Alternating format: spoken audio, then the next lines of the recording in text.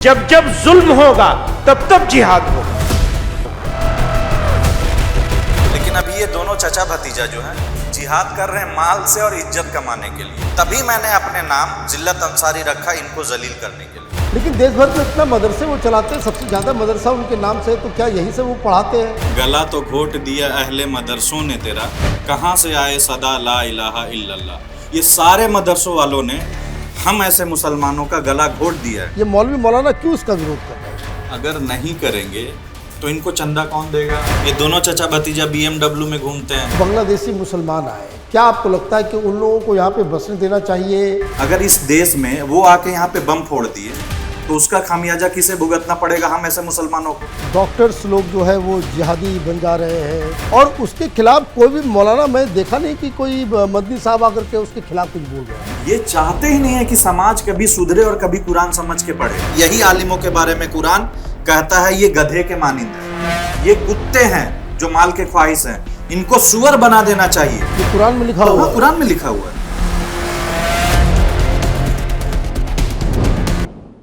नमस्कार, capital TV में आपका स्वागत है। आज 5 खबर के ऊपर बात करेंगे। 5 ऐसी खबरें जो हाल के दिनों में बहुत ही ज़्यादा कंट्रोवर्शियल हो गई हैं।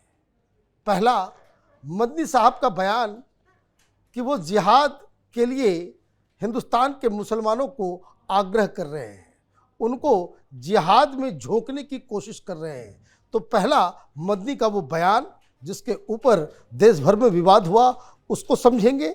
दूसरा, बाबरी मस्जिद को फिर से बनाया जा रहा है, ये भी बहुत बड़ी कंट्रोवर्सी है। तीसरा, जो बहुत ही इंपॉर्टेंट है, वक्फ बोर्ड को लेकर के जो पूरे देश भर में बवाल चला और खास करके ममता बनर्जी ने कहा कि मेरे गर्दन को काट दो लेकिन वक्फ का कानून लागू नहीं होने देंगे, लेकिन उनको यूटर्न लेना पड़ा। वो क्या है उसका इनसाइड मामला, वो भी हम डिस्कस करेंगे। साथ ही साथ SIR से क्यों मुसलमानों को परेशानी हो रही है, इस पर भी बात करेंगे। और सबसे आखिर में हम बात करेंगे घुसपैठियों के सवाल के ऊपर कि क्यों रोहिंग्या और बांग्लादेशी मुसलमानों को शरण देने में एक जमात लगी हुई है। ये 5 बड़ी खबरों के ऊपर हम चर्चा करेंगे और हमारे साथ इस पे बातचीत करने के लिए दो मेहमान हैं जिनसे हम बात करेंगे। एक शमशाद अंसारी साहब हैं, जिनका उर्फ जिसको कह सकते हैं कि जो कहलाना पसंद करते हैं जिल्लत अंसारी। आपका बहुत बहुत स्वागत है। और कोलकाता से एक और हमारे साथ मेहमान हैं इम्तियाज़ आलम साहब। तो पहले तो आप ये बताइए, आपने बड़ा ही प्रेस किया मुझे कि आप मुझे जिल्लत अंसारी कह के पुकारिए। ये जिल्लत अंसारी नाम क्यों आप ले रहे हैं? जिल्लत इसका हदीस में और कुरान में, क्योंकि मैं जैसा बता दूं आप सबको कि मैं कोई एक्स मुस्लिम नहीं हूं, मैं सनातनी मुस्लिम हूं। अच्छा, आप सनातनी मुस्लिम हैं। तो सनातनी मुस्लिम और नॉर्मल मुस्लिम में क्या फ़र्क है, ये बता दीजिए मुझे। मैं बता रहा हूं कि शायद इतने मुसलमान हैं, 200 करोड़ हैं पूरे धरती पे, और इंडिया में कमोबेश 30 करोड़। किसी ने ये साहस नहीं जुटाई कि अपने आप को सनातनी मुस्लिम कहे। ये मैंने साहस जुटाया कब? जब मैंने वेद को खुद से पढ़ा और कुरान के तर्जुमे को पढ़ा और अनुसरण किया, तब मुझे समझ में आया कि ये सनातन जो है ना, वही ईश्वर का। You are a practising Muslim. Practising Muslim, yes, ठीक है। और आपका इम्तियाज साहब, आप कलकत्ता से आए, आप भी प्रैक्टिसिंग मुस्लिम हैं? मैं जिल्लत अंसारी साहब के साथ जो है, हाँ, मैं रेडी हूँ जिल्लत उठाने के लिए। अच्छा, जिल्लत अंसारी साहब के साथ हाँ, ये भी प्रैक्टिसिंग मुस्लिम, आप भी प्रैक्टिसिंग मुस्लिम हैं। तो सबसे पहले जो पहला जो विवाद आया, ये क्यों जिहाद के लिए प्रेरित कर रहे हैं मदनी साहब? क्या उसके पीछे की वजह क्या है? इसकी कुरान में आयत है 33 की 60 नंबर आयत, सूरह अहजाब की 60 नंबर आयत। उसमें कहा है कि मुनाफिकों को जो है ना, ऐसे ब्रेकिंग न्यूज़ देने का उनको मतलब अपने तरफ अटेंशन चाहिए होता है, इसलिए ऐसे ब्रेकिंग न्यूज़ देते हैं जिसका इस्लाम से कोई मतलब नहीं रहता है। और उसका सजा भी बताया अल्लाह ने कि ऐसों को जलील करके निकाल देना चाहिए, और बल्कि मार देना चाहिए। ये वो लोग हैं जिन्होंने देश की सौहार्द को खराब किया है, मदनी ऐसे मौलाना और जो भी इनके तथाकथित समर्थक। मुनाफिक आपने वर्ड इस्तेमाल किया, हमारे बहुत सारे दर्शकों को इसका मतलब समझ में नहीं आया। मुनाफिक मतलब वो होता है दोगला, मतलब उसको हर हाल में फायदा चाहिए, चाहे इधर भी रहे चाहे उधर भी रहे। तो वो फायदे के लिए काम कर रहे हैं। बिल्कुल, ये फायदे के लिए काम कर तो रहे हैं। जिहाद के लिए वो जो बता रहे हैं, तो वो फायदा उनका कैसे होगा? जिहाद ऐसा होगा कि अब तक इन्होंने और इनके खानदान वालों ने, अभी की बात कर रहा हूँ, हाँ। पहले जो भी किया बेहतरीन काम किया, हाँ। लेकिन अभी ये दोनों चचा भतीजा जो हैं जिहाद कर रहे हैं माल से और इज्जत कमाने के लिए। तभी मैंने अपने नाम जिल्लत अंसारी रखा, इनको जलील करने के लिए। अच्छा, इनको जलील करना है। अपनी इज्जत के खातिर और माल की चाहत के खातिर धर्म को बर्बाद कर दिया, इस्लाम को बर्बाद कर दिया। इसका रेफरेंस है तिरमिजी की 2376 नंबर, ठीक है, वो रेफरेंस से बात कर रहा हूँ। कुरान की हर आयतें दूंगा, पहले जाके वो खोले। जितने इनके मानने वाले अंधे बहरे गूंगे भक्त हैं इनके, उनके लिए मैं ये दलील दे रहा हूँ। लेकिन देश भर में इतना मदरसे वो चलाते हैं, सबसे ज्यादा मदरसा उनके नाम से है, तो क्या यही से वो पढ़ाते हैं? अल्लामा इकबाल का एक तराना है, गला तो घोट दिया अहले मदरसों ने तेरा, कहाँ से आए सदा ला इलाहा इल्लल्लाह। ये सारे मदरसों वालों ने हम ऐसे मुसलमानों का गला घोट दिया है। आज हमें बोलने में बहुत तकलीफ हो रही है कि हम सनातनी मुस्लिम हैं, जबकि कुरान इससे पहले 4 धर्म जो हैं, बाइबल के मानने वाले, तौरात के मानने वाले, सबको मानना कंपलसरी रखता है। तो हम सनातन क्यों नहीं माने? वेद कहाँ से आ गया? इनके बाप दादा ने लिखा है। वेद भी उसी की किताब है जो ईश्वर है। कुरान और वेद दोनों स्मृति किताब है, लेकिन इन्हें कब समझ में आएगा? इसीलिए जो मैं कोर्ट में पीआई दाखिल कर रहा हूँ, इसमें मैं जंग कर रहा हूँ कि हर मदरसा में वेद, गीता, बाइबल पढ़ना जरूरी है। तभी इनकी कट्टरता जो है ना दूर होगी। नहीं तो अपने आप को ये सर्वश्रेष्ठ समझते हैं, जैसा कुरान में शैतान कहता है अना खैरुम मिनहुम, कि मैं इससे बेहतर हूँ। जिस दिन इंसानों में ये चीज़ आ जाती है, खास के धार्मिक लोगों में, कि मैं इससे बेहतर हूँ, वहीं से धर्म की जो है ना। तो ये बताइए मुझे, आप मुझे जानकारी दीजिए कि जो ये देवबंदी मदरसे जितने हैं, उसमें जिहाद को किस तरीके से पढ़ाया जाता है? जिहाद का मतलब कहाँ पता? मैं अरशद मदनी, महमूद मदनी की तरफ इशारा कर रहा हूँ। अगर दम है ना तो किताब, सीरत और कुरान लेके सामने बैठो, मैं बताऊंगा जिहाद किसे कहते हैं। मैं 3 साल से जिहाद कर रहा हूँ इनके खिलाफ। इन्होंने हक अदा नहीं किया सनातनियों का। क्या किया इन्होंने 100 साल से? सारे 100 करोड़ जो सनातनी है उनको काफिर घोषित करवा दिया ना। आपको किसी ने कुरान दिया? नहीं दिया। क्यों? आपको काफिर समझ रहे हैं। मैं हजारों सनातनियों को कुरान दिया हूं और गीता लिया हूं, मेरे पास गीता की कॉपियां सब कुछ लेके चलता हूं। क्यों आपको काफिर समझे ये लोग? तो इनका और इनके जो मानने वाले हैं ना, बर्बाद किया है इस देश को। इसीलिए मैं पीआईएल दाखिल कर रहा हूं और आपका सपोर्ट चाहिए मुझे कि ऐसों के खिलाफ जितनी सख्त से सख्त कार्रवाई हो किया जाए इस देश में। अब ये बताइए कि एक और मसला आ गया कि वहाँ हुमायूं कबीर बाबरी मस्जिद बनवा रहा है। मस्जिद, ये देखिए ये क्या है? ये चाचा का देन है, ठीक है। ये चाचा का देन है? हाँ, मतलब? ये चाचा का देन है।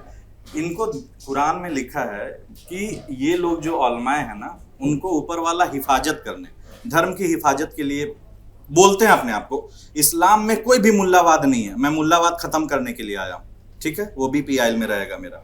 तो ये चाचा का जहाँ फतवा जारी होना चाहिए वहाँ जारी नहीं होगा, क्योंकि वहाँ से पैसे का सोर्स रुक जाएगा। अभी इनका अधिकार था, राइट था कि ये जो है ना बाबरी मस्जिद बन रहा, ये फतवा इशू करे कि ये मस्जिद जो है ना ज़रार है। ज़रार मतलब जो नुकसान देने वाली चीज़ होती है, लेकिन ये फतवा नहीं देंगे। लेकिन वहाँ तो लोग पहुँच रहे हैं। लोग तो देखिए, आपको भी पता है साहब कि हमारे 100% मुस्लिम में अक्सरियत जो है जाहिल है। नहीं, देखिए मैं ये कह रहा हूँ कि मस्जिद बनाने में कोई दिक्कत तो नहीं है, मस्जिद बनाने में कोई दिक्कत नहीं है। बाबरी नाम रखना ये मुझे लगता है कि ये चिढ़ाने वाली बात है। ये जो है, बिल्कुल मैं आपके बात से 100% इत्तेफाक रखता हूँ। मस्जिद बनाओ ना, किसने मना किया? मस्जिद से तो इनके धंधे चलेंगे, जुम्मा का चंदा वसूला जाएगा। इनको तुम बनाओ, इनको BMW चढ़ाओ, हमें कोई दिक्कत नहीं था इतने दिन। लेकिन ये जो काम हो रहा ना, मस्जिद बाबरी बन रहा, तो वंदे मातरम से दिक्कत हो रहा, सनातनी को काफिर बोला जा रहा, इससे मुझे चिढ़ हुआ।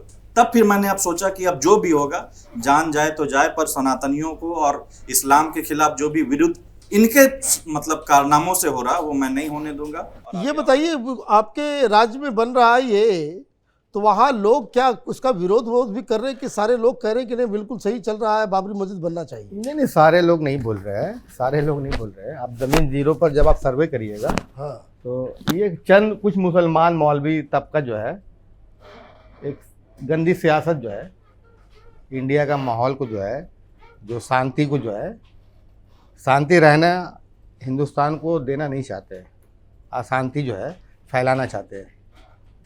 इसलिए मैं बोल रहा हूँ कि बाबर पर हमारा ईमान नहीं है, हमारा ईमान कुरान के ऊपर है, हमारा ईमान बाबर के ऊपर नहीं है। बाबर से कोई रिश्ता भी नहीं है। हो सकता है कि मदनी साहब का, हुमायूं साहब का कोई रिश्ता हो, हमारा तो कोई रिश्ता नहीं है।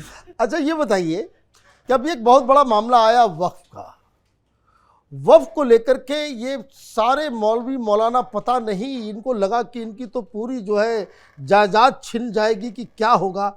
ये मसला क्या है वक्फ को लेकर के, क्यों ये मौलाना परेशान है? इसमें भी बहुत बड़ा राज बनाया है। जा रहा था तब मैंने अपना चैनल जो है जिल्लत अंसारी नाम से मेरा यूट्यूब पे है, फेसबुक पे, इंस्टा में है, उसी वक्त मैंने डाल दिया था कि वक्फ की जो सारी प्रॉपर्टीज हैं, सारी की सारी प्रॉपर्टीज पे आज किसका कब्जा है? सनातनियों का नहीं, मौलवी मौलानाओं का है, सारा का सारा। राइट। हैदराबाद में 300 करोड़ की प्रॉपर्टीज किसने मतलब दबाया है? ये वैसे नहीं दबा रखा है।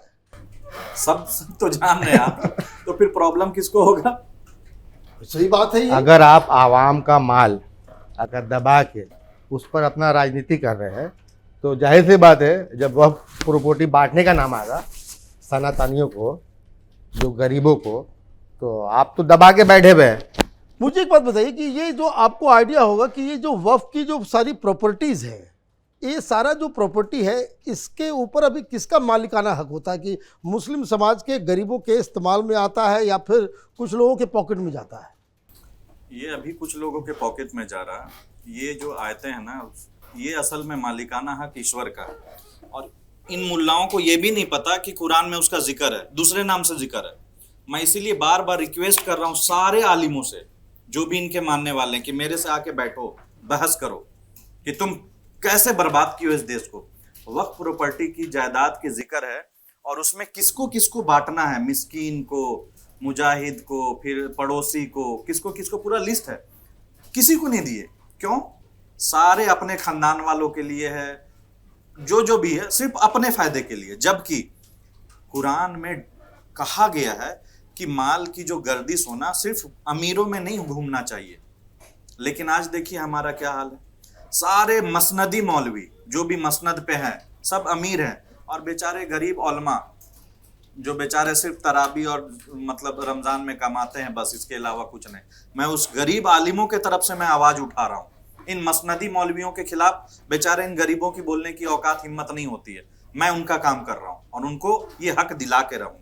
तो ये तो बड़ा डिफिकल्ट काम आप कर रहे हैं, तो आपके ऊपर खतरा वतरा भी आ जाएगा। ये तो सारे जो मौलवी मौलाना है, आप इस तरह से बात करेंगे तो बड़ी दिक्कत हो जाएगी आपको।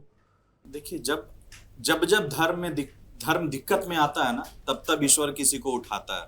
आपके गीता में है ये चीज, वो काम मैं कर रहा हूँ। यहाँ पे क्या है कि अगर मैं अपनी जान की जोखिम नहीं लगाऊं तो आज करोड़ों लोग इससे सफर हो रहे हैं। और इस्लाम में मुसलमान होने का सबसे पहला जो ईमान होता है ना, कि मौत और जिंदगी का मालिक वो है। तो जब अगर मेरा इतना बेसिक ईमान नहीं है जो बाकियों में नहीं है, तो फिर मेरा और उसमें मैं अपने आप को कुरानिक मुस्लिम बोल के अपने आप को फ्रॉड घोषित कर रहा हूं। मैं मुनाफिक हूं अगर मुझे ये यकीन नहीं है। तो मुझे यकीन है मेरी जान का मालिक वो है, जिसको मारना है मार के दिखा दे। मैं तो चैलेंज कर रहा हूं। अगर मेरे में इतना ईमान नहीं है, इन मौलवियों की तरह मेरा ईमान रहेगा, तो फिर मेरा कुरान पढ़ना और इनका कुरान पढ़ने में क्या मतलब बेसिक वही डिबेट आ रहा है कि भाई एक तो कुरान का इस्लाम है और एक जो है मुल्लाओं का इस्लाम है। ये सही बात आए हैं आप, है ना? एकदम सही बात। यही अलग करने के लिए मैं निकला हूं। तो ये मुल्लाओं के इस्लाम के ऊपर जो है सवाल खड़ा आप कर रहे हैं। बिल्कुल सही। अब एक और टॉपिक जो बड़ा आजकल तो बहुत ही सुपर हिट है, ये जो SIR को लेकर के ये जो तरह तरह की भ्रांतियां कि भाई मुसलमानों का काट दीजिए, ठीक वैसे ही जैसे CA के दौरान जो है मुसलमानों को बरगलाया गया कि तुम्हारी नागरिकता चली जाएगी, तुम्हें ये कर दिया जाएगा, तुम्हें डिटेन। अभी फिर से ये कहा जा रहा है कि मुसलमानों को बांग्लादेश भेजा जाएगा। क्यों इसका विरोध हो रहा है? ये मौलवी मौलाना क्यों इसका विरोध कर रहे हैं? अगर नहीं करेंगे तो इनको चंदा कौन देगा? फिर BMW में कौन घूमेगा? आपको मैं प्रूफ भेज दूंगा। ये दोनों चाचा भतीजा BMW में घूमते हैं, इन दोनों के पास BMW है। और वो भी रजिस्टर्ड जमीयत उलमा ऑर्गेनाइजेशन के नाम से।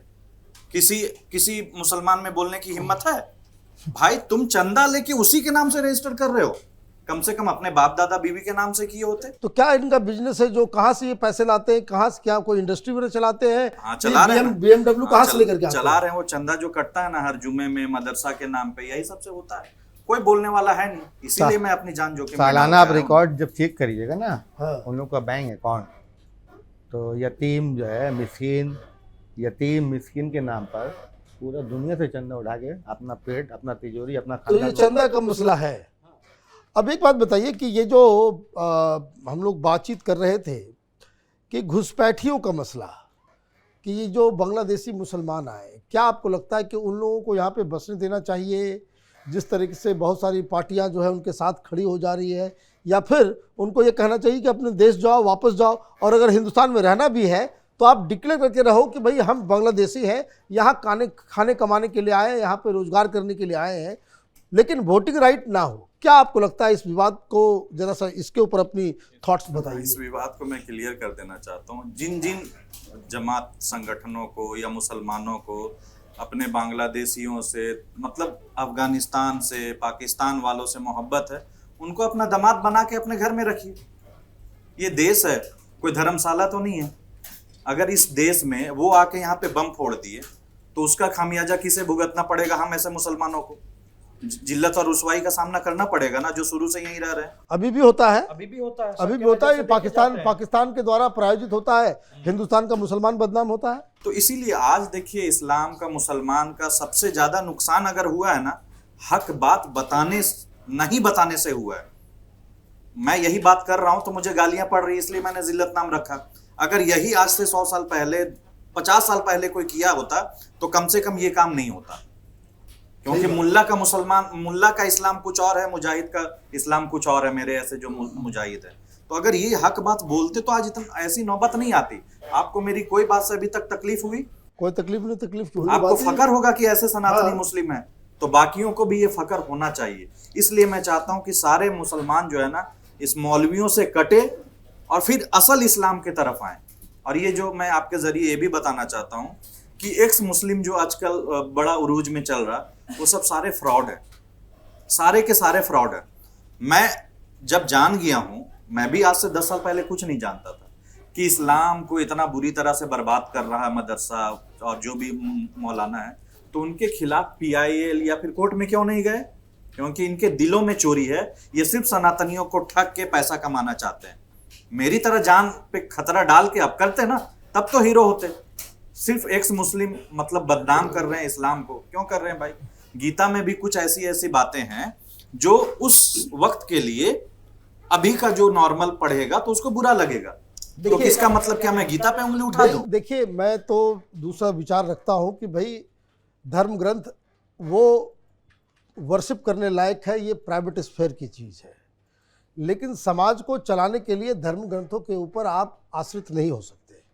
चाहे वो गीता हो, चाहे वो बाइबल हो, चाहे वो कुरान हो, कुछ भी हो।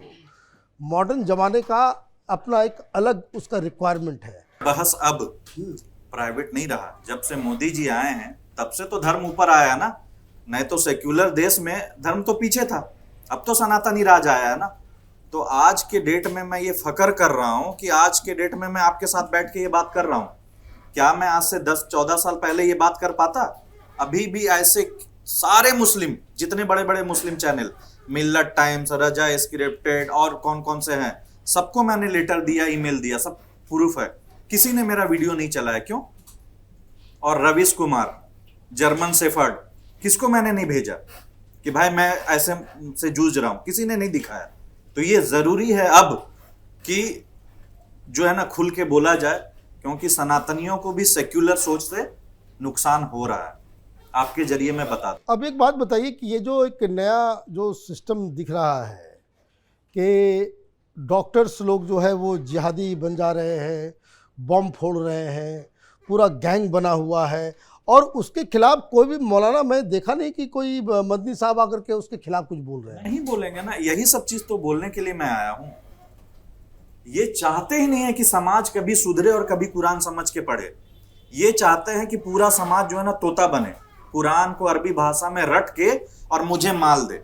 जिस दिन समझ के पढ़ेगा ना, उस दिन पता चलेगा कि यही आलिमों के बारे में कुरान कहता है ये गधे के मानिंद है, ये कुत्ते हैं जो माल के ख्वाहिश हैं, इनको सुअर बना देना चाहिए। ये सब कुरान में इनको गालियां दी हुई। ये कुरान में लिखा हुआ हाँ, है। कुरान में लिखा हुआ है। क्यों नहीं लिखा रहेगा? जब समाज ऐसी स्थिति में पहुंच जाए कि बुराई रोकने वाला कोई ना हो तो उसको तो गाली पड़ेगा ना। तो ये कुरान में लिखा है इनके लिए।